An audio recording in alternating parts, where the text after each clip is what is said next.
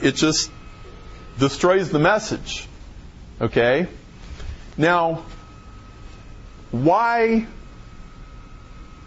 does this not seem to help our ad get better?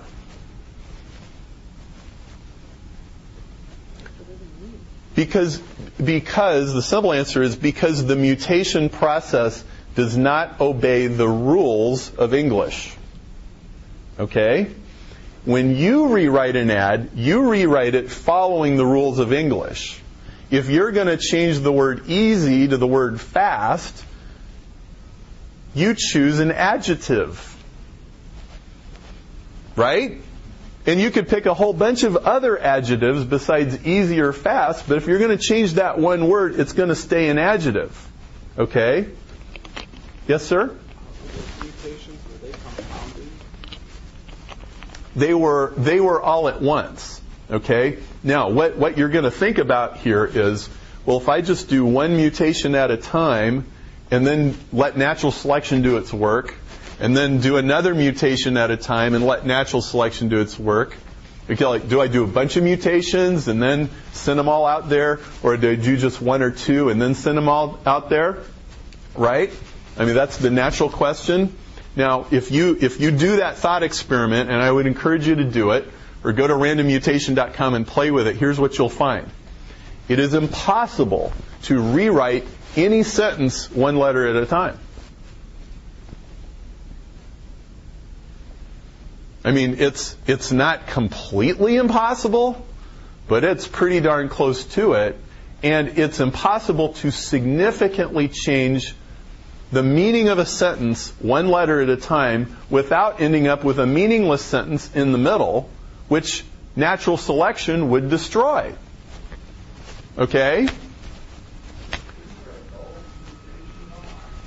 Well, yes, there is. So why did I pick Google as an example? The goal is to write an ad that somebody clicks on, right? In any system, there's a goal, right? And if it's rats multiplying, then it's, more rats to eat more cheese or whatever, right? But there's some kind of a goal, okay? Now,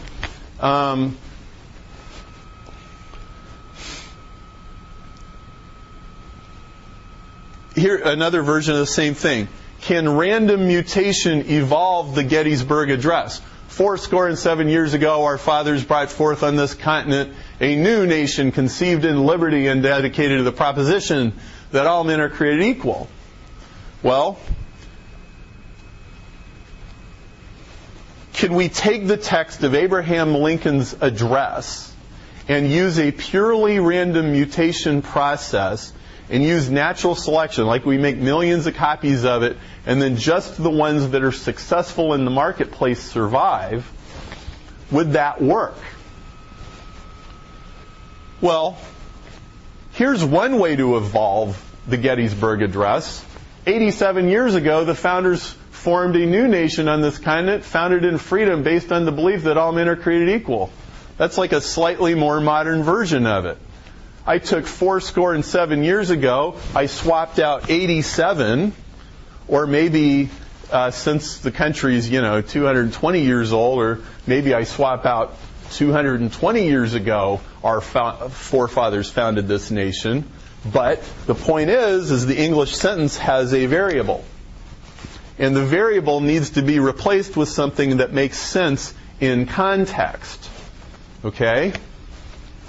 If we use random mutation to mutate his Gettysburg Address, it's always going to look something like this. Okay? There is a frustrating sameness to random mutation. So I like to say, if you want to know what random mutation really looks like,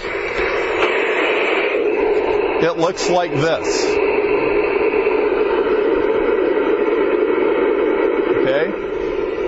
How much of this do you add to your... You all are communications engineers.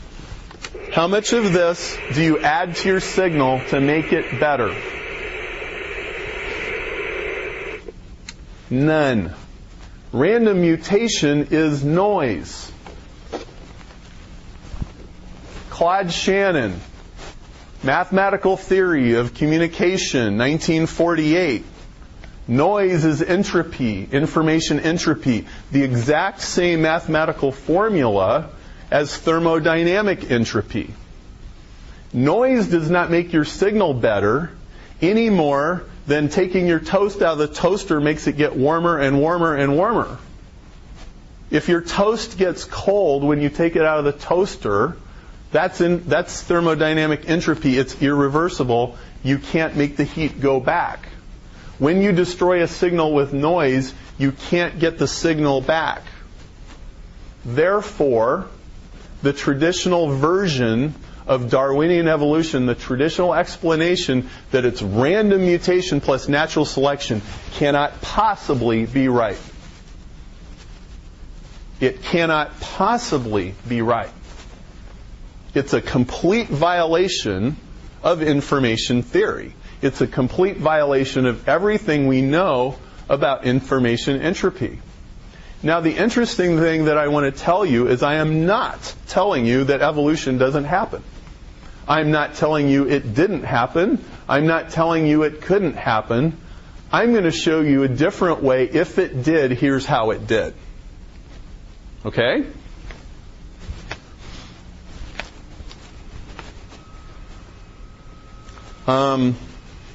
Before I completely go on to a new segment here, there's plenty of biological support for what I'm saying to you.